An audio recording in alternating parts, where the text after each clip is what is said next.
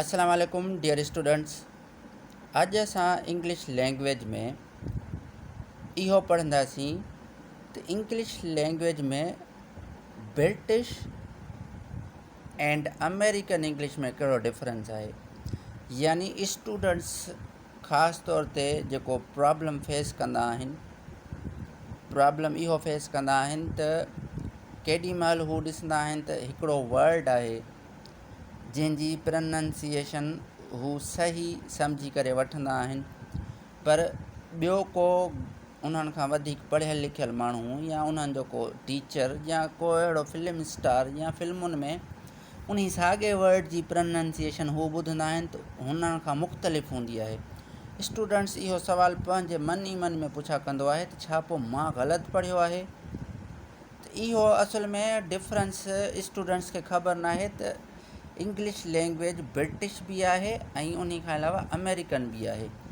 असां वटि पाकिस्तान में स्टूडेंट्स खे ब्रिटिश इंग्लिश ग्रामर सेखारी वेंदी आहे, पर वरी पाकिस्तान में ई काफ़ी अहिड़ा माण्हू आहिनि जेके अमेरिकन इंग्लिश भी ॻाल्हाईंदा रहंदा आहिनि ऐं फिल्मुनि में भी ख़ासि करे ब्रिटिश भी इस्तेमालु थींदी आहे ऐं अमेरिकन इंग्लिश भी इस्तेमालु थियल हूंदी आहे।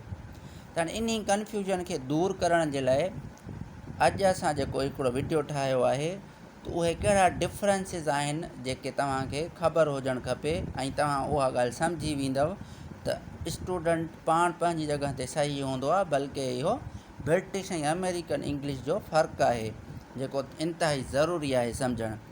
हाणे ॾिसो the differences between British and American English. हिते असां कुझु मोटा मोटा डिफरेंसिस रखिया आहिनि।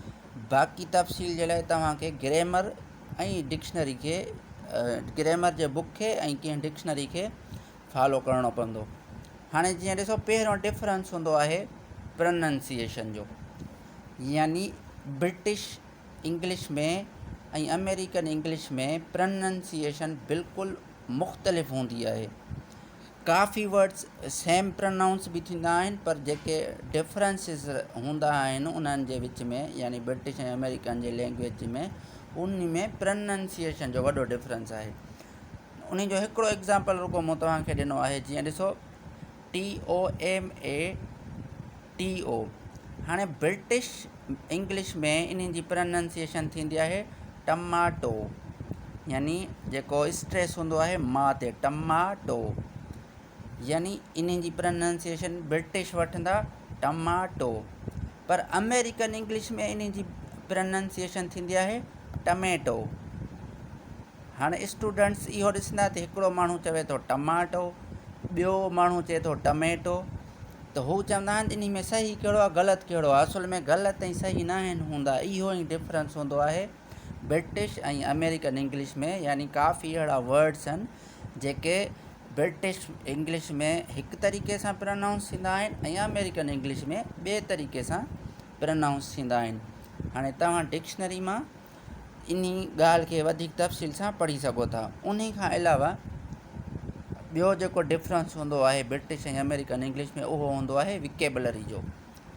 यानी इंग्लिश लैंग्वेज में विकेबलरी भी ब्रिटिश अलॻि हूंदी आहे ऐं इंग्लिश अमेरिकन अलॻि हूंदी आहे। जीअं ॾिसो फॉर एग्ज़ाम्पल, वरी हिकिड़ो एग्ज़ाम्पल असां रखियो आहे। ब्रिटिश लैंग्वेज में असां इस्तेमालु कंदा आहियूं लिफ्ट, यानी जेका लिफ्ट मशीन हूंदी आहे, पर अमेरिकन में वरी उन जे लाइ लफ़्ज़ इस्तेमालु कयो वेंदो आहे एलिवेटर। हाणे ॾिसो एलिवेटर ऐं लिफ्ट हूं त बज़ाहिर ॿई ॻाल्हियूं साॻियूं आहिनि, पर विकेबलरी चेंज थी वई। ब्रिटिश में जॾहिं तव्हां ब्रिटिश इंग्लिश लैंग्वेज था ॻाल्हायो त तव्हां उते लिफ्ट यूज़ कंदव, पर जेकॾहिं तव्हां अमेरिकन इंग्लिश था ॻाल्हायो त उते तव्हां एलिवेटर वर्ड यूज़ कंदव। यानी विकेबलरी बि तव्हांखे इंतिहाई नोट करणी पवंदी त ब्रिटिश ऐं अमेरिकन विकेबलरी कहिड़ी अलॻि अलॻि आहे। उन खां अलावा जेको टियों डिफरेंस आहे उहो हूंदो आहे स्पेलिंग जो।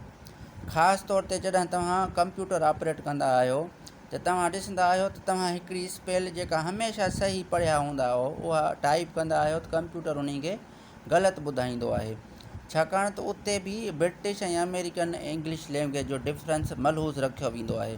जीअं ॾिसो फॉर एग्ज़ाम्पल हिकिड़ो एग्ज़ाम्पल रखियो आहे, वॾो मशहूरु एग्ज़ाम्पल आहे। ब्रिटिश में कलर जी स्पेल हूंदी आहे COLOUR ऐं अमेरिकन में वरी कलर जी स्पेल हूंदी आहे COLOR।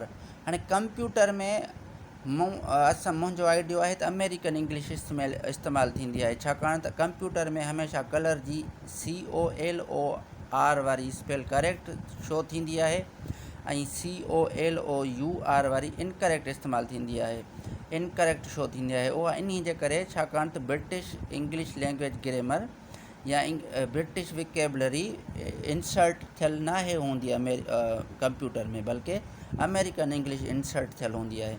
सो तव्हांखे स्पेलिंग डिफरेंस बि नोट आउट करिणो पवंदो त ब्रिटिश में स्पेलिंग्स रूल्स कहिड़ा हूंदा आहिनि ऐं अमेरिकन इंग्लिश में स्पेलिंग रूल्स कहिड़ा हूंदा आहिनि।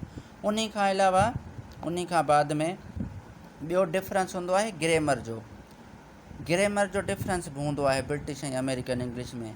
उन जो बि हिकिड़ो एग्ज़ाम्पल रखियो आहे, जीअं ॾिसो, present perfect is used with already, just and yet in British English language and simple past is used in American English. यानी तव्हां ॾिसंदव त असां जॾहिं प्रेजेंट परफेक्ट टेंस पढ़ाईंदा आहियूं त असां इहो ॿुधाईंदा आहियूं त ऑलरेडी, जस्ट ऐं येट ख़ासि तौर ते ब्रिटिश लैंग्वेज में प्रेजेंट परफेक्ट टेंस सां इस्तेमालु थींदा आहिनि। पर अमेरिकन में वरी इहो हूंदो आहे त तव्हां ऑलरेडी, जस्ट ऐं येट सां सिंपल पास्ट बि यूज़ करे था सघो। जीअं ॾिसो, फॉर एग्ज़ाम्पल ब्रिटिश में असां चवंदा आहियूं I have already told her, त असां चवंदा आहियूं त ऑलरेडी सां हमेशह असां प्रेजेंट परफेक्ट टेंस इस्तेमालु कंदा आहियूं। इहो ब्रिटिश जो रूल आहे। पर अमेरिकन लैंग्वेज में तव्हां ईअं बि चई था सघो, ही ऑलरेडी टोल्ड हर। उन खां अलावा he has just taught them. हिते बि ॾिसो, जस्ट सां असां प्रेजेंट परफेक्ट टेंस इस्तेमालु कयो आहे ब्रिटिश में, पर तव्हां अमेरिकन में ईअं बि चई था सघो, शी जस्ट टॉट देम, तव्हां पास्ट टेंस इस्तेमालु कयो। ऐं उन खां अलावा लास्ट में ॾिसो, have U heard the news yet सां ॾिसो असां ब्रिटिश में प्रेजेंट परफेक्ट टेंस इस्तेमालु कयो आहे, पर अमेरिकन में तव्हां पास्ट बि यूज़ करे था सघो, did U here the news yet. बाक़ी ॿिया सारा डिफरेंसिस आहिनि जेके तव्हां कंहिं भले ग्रामर जे बुक मां या डिक्शनरी मां समझी ऐं पढ़ी सघो था। I hope you have understood this concept in English language. See you next time इंशाल्लाह।